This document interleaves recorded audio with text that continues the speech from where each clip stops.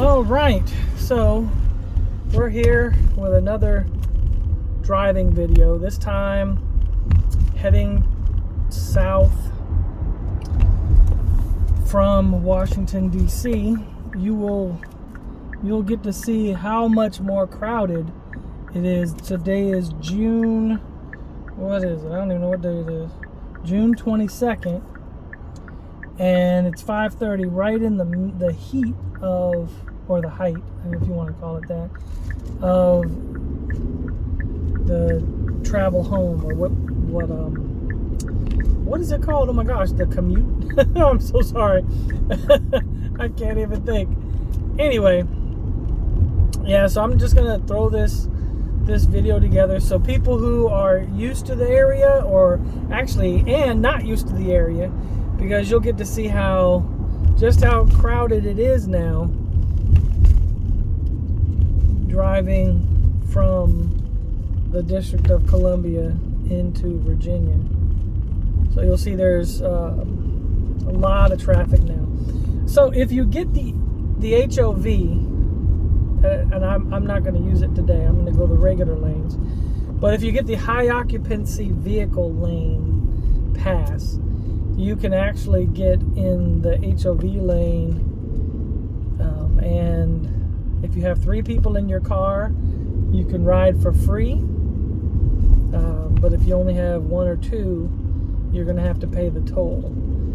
So right now we're coming up to the last part of the merging, so I can get on. This part is called 395. I'm going over, I forgot what bridge this is. I think this is the 7th Street Bridge. I think that's what it's called. Alright, so, I guess I can't get over yet. So we're just crossing over from DC. Now what I'm going to do, I'm going to get on the express lanes for a short period of time before you have to pay. Now a lot of people don't know you can do this. You can get on when it says express lane only, you technically are not being charged. So you can get on this lane just to get around that stuck traffic that was right there. And up here is where you merge back over onto the regular lanes. But anyway, this is us coming from DC into Virginia. We are now getting close to the Pentagon on the right. You can see the Pentagon. In front of us is Crystal City.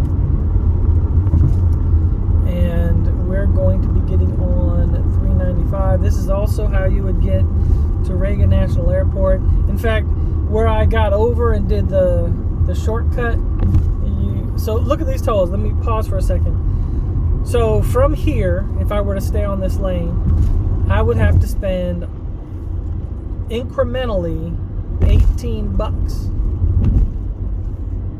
looked like, to get to the Springfield interchange. Anyway, so here we go, right here. And you know, I think I did one of these videos coming home, or driving into Virginia from DC. If I did, you know, you'll see the difference in the amount of traffic, because traffic has, it's doubled easily in 1 month's time. All right, so here we go. We're passing the Pentagon area. We are on the regular lanes now. We are not on the the express lanes. Those are to our far left, past this barrier. So, but this isn't too bad. We're doing almost 60 miles an hour, which is good.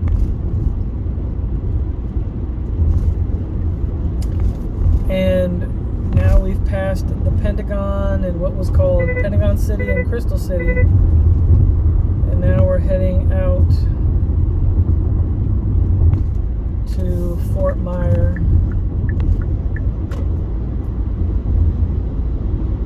And then further past that is where you'll start getting into Alexandria, Landmark, and further down to Springfield. I just up. Oop, you saw that swervy. Oh my goodness, what is this man doing? I don't know what he's doing. Please don't get in front of me, buddy. All right, yeah, so this is what I was talking about. No matter what you do, so you see the express lanes are empty. That's why it costs money. The charge on the express lanes could be upwards of $20 to get into, to either go from DC to Virginia or Virginia to DC in the morning. Those express lanes, they change direction. I think they changed direction. I think it's 1 p.m. So 1 p.m. they're going southbound until I believe, I don't remember what time they switch back. I'd have to look. You can probably check the website, the VDOT, Virginia Department of Transportation website. Might be able to tell. But if you look in the express lanes, there are very few cars in there, and they are moving at a high, steady clip. We are now crawling at 20 miles an hour as people are trying to figure out how to drive. All right. Well, I know you don't want to sit in this traffic for very long, so I just wanted to make my point that now we are back to, it's not as bad as it was pre-March 2020, but it's definitely getting there. Because in pre-March 2020, we would actually be stopped. There would be almost no movement, and it would take sometimes 2 hours to get home. And that's definitely not what we're going to be doing today. So I'll let you watch just a little bit more of this traffic. I kind of wanted to get to Springfield so you can see. That's kind of the midpoint. Once you get past Springfield, sometimes it jumbles up again around Lorton. But you can figure that out. Excuse me for the yawning. There's also some side roads you can get on as you're coming down here. But yeah, this is now moving into Shirlington and Alexandria, then Landmark, and then it'll be Springfield. That's when we get into Fairfax County. So if you're ever listening to the news, you're not local to this area, you'll hear King Street, you'll hear 66, that's the other highway going east-west. 95 and 395 are going north and south.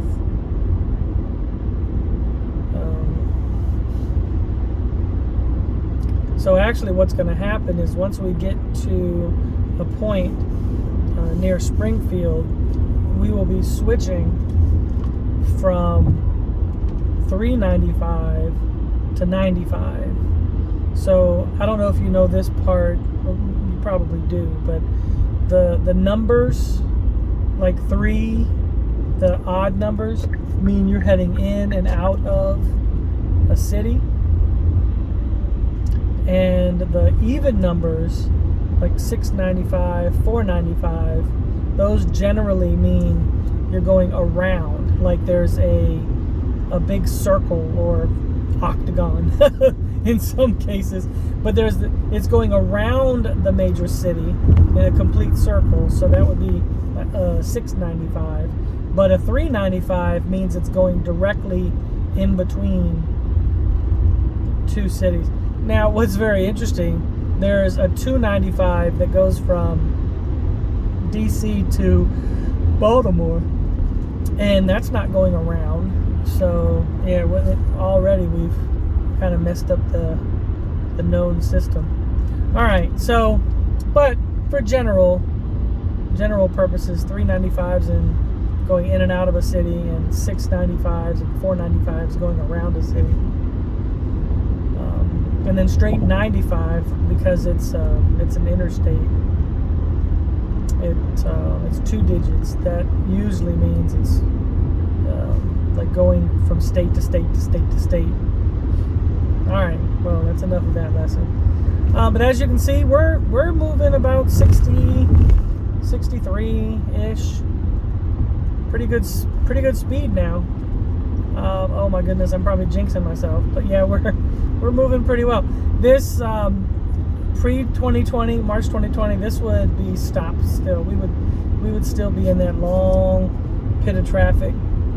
But it looks like we're gonna do fine. So coming up right around the corner after we pass this Duke Street, Little River. I used to live here. Amazing place to live.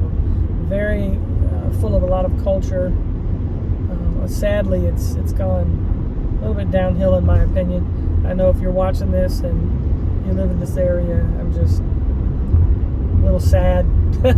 I'm actually sad that I left the area because some of the places have really gotten nice, but the area that I used to live in actually got really bad. But yeah, we're heading down. This is Edsel, and then after that we'll be getting closer to the Springfield interchange, or what's called the mixing bowl. And if I did record this video already, the mixing bowl is a good name because it's got all these different lines all mixed together in a big circle, several spaghetti circles. So, and there's one more entrance. So I don't know if you noticed this also. If you are a visitor coming to DC or coming to the Virginia DC area, you can get on HOV or express lanes either in the city, right outside of the Pentagon, or right at the Pentagon, and then right there at Edsel Road, and then again at Springfield. Going in the morning or going up, or I'm sorry, northbound. Why did I say up? So going southbound, there's a couple of entrances, and going northbound, there's only a couple of entrances. So you can get on here somewhere around 610 in Fredericksburg, and then I believe it's 234 Dumfries, and then it's don't quote me because I'm going to be wrong, but the point is there's only a few spots where you can get off or where you can get on the express lane, and that's why they make it express, because you're basically skipping seven or 8 exits, and so people who get on it are really mostly going through from one connection to another, which is why they can be in express lanes. And those of us on the regular lanes, there's a lot of exits and a lot of entrances, so you're constantly being bombarded with people coming in and leaving the highway. All right, so we are at the mixing bowl, and as you can see, there's 1, 2, 3, 4, 5, that's 6, and then coming up 2 more, 7, 8, roughly 8, maybe more lanes and bridges and overpasses that are all mixing together. That's why it's called the mixing bowl. I'm trying to see if it comes back again. So now I never paid these tolls, but what I'm told is that $6, $7, and $8 are incremental. That means that you'd be paying $6 to get to that first section, $7 to get to the second section, and $8 to get through the third section. So I don't know if that's true because I've never taken the express lanes to pay for. What I'm hoping they do is it's just $8 to get to that end lane, and that would make more sense. So if I got on now in Springfield and I got off at, I think that last one was Dale City, it was $8 and some change. I'm hoping that's all I pay, and I wouldn't pay the 6 plus the 7 plus the 8. It doesn't make sense to me. So you can comment below if you've ridden the toll lanes and you know for a fact what they do with that 6, 740 and 815. I'm hoping if I just went on there and got off at Springfield, at Dale City, it would only be $8.15. So right now I'm going about 65, 66. So it's not too bad. But, I had to hit my brake just now, but we're moving. Yeah, it looks like it's gonna close up ahead. So I definitely want to go ahead and turn you off, and we'll stop the recording, and so that you guys don't have to struggle through the traffic. All right. Well, I hope you guys have a wonderful afternoon. If you have any suggestions of places in this area you'd like for me to drive, I will definitely do that for you. Other than that, you have a safe and healthy evening, and God bless you.